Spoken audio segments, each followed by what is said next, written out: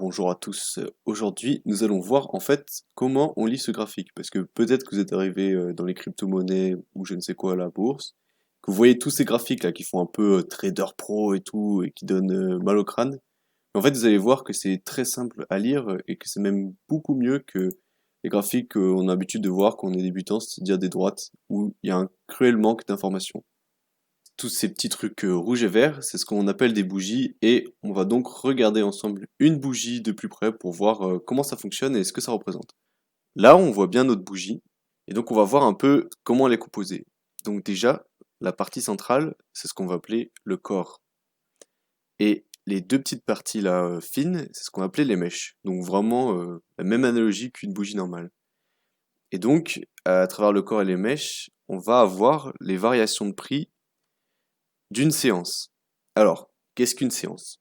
Une séance, tout simplement, c'est une unité de temps que vous allez choisir. Donc, par exemple, une bougie peut très bien représenter les variations de prix d'une heure. Donc, dans ce cas-là, la séance, c'est une heure.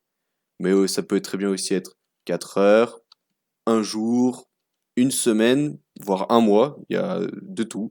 Comme il peut y avoir aussi du 15 minutes. Donc, comment on va pouvoir matérialiser ces variations de cours à travers une seule bougie seulement, par exemple, pour une semaine? Alors en fait, le plus bas de la mèche, donc ici là, ça va être eh ben, le prix le plus bas. Par exemple, si une bougie c'est une semaine, ce sera le prix le plus bas de toute la semaine ici. Et en haut, à l'inverse, le haut de la mèche, ça va être le plus haut de toute la semaine.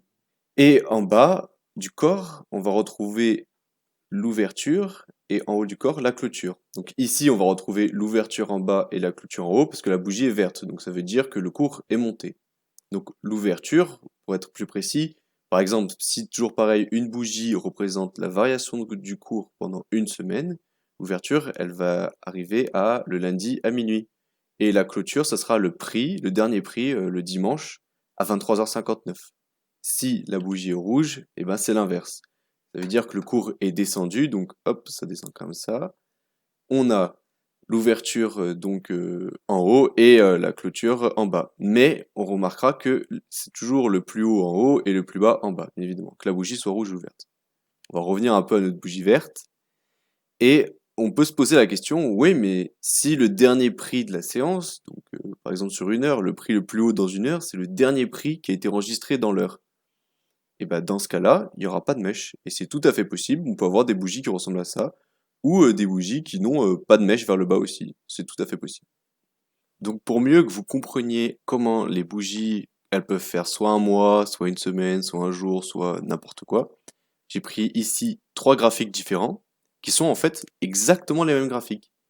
Ils représentent exactement la même période de temps, une période de 3 mois, qui est sur le cours là, du Bitcoin. Juste, on n'a pas la même précision. Ici, les bougies sont réglées, une bougie égale un mois.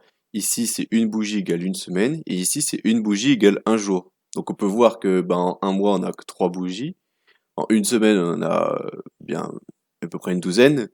Et en un jour, eh ben, on en a genre 12 fois 7, quoi. Donc ça fait beaucoup plus de détails tout de suite. Par exemple, si on prend la bougie mensuelle ici, celle du milieu, on voit qu'elle a fait une ouverture, qu'elle a bien baissé.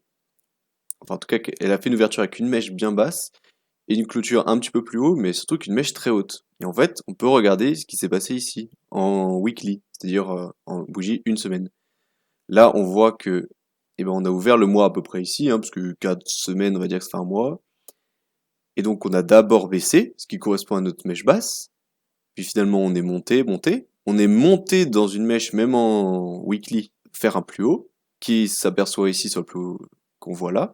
Puis finalement, on a même clôturé en baissier sur la semaine, mais on voit que c'est quand même un petit peu plus haut que là où on avait commencé le mois, donc on a une bougie verte dans le mensuel.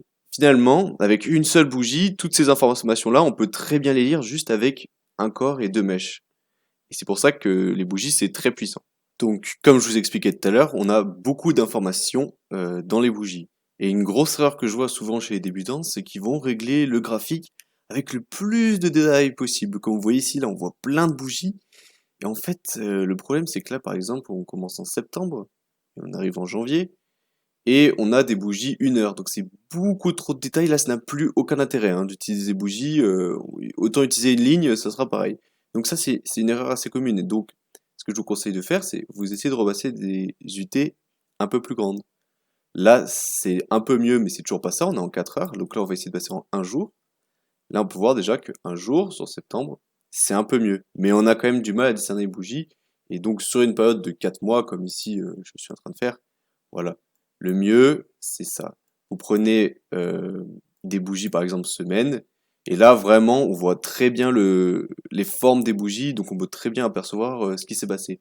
Notamment que si vous êtes investisseur, vous voulez juste acheter des crypto-monnaies pour les tenir quelques mois, il faut regarder avec des bougies semaine, voire peut-être jour, mais jamais moins. Ça servira à rien. Les unités de temps, style 1 heure, 15 minutes, ça c'est pour des gens qui font du trading sur une journée.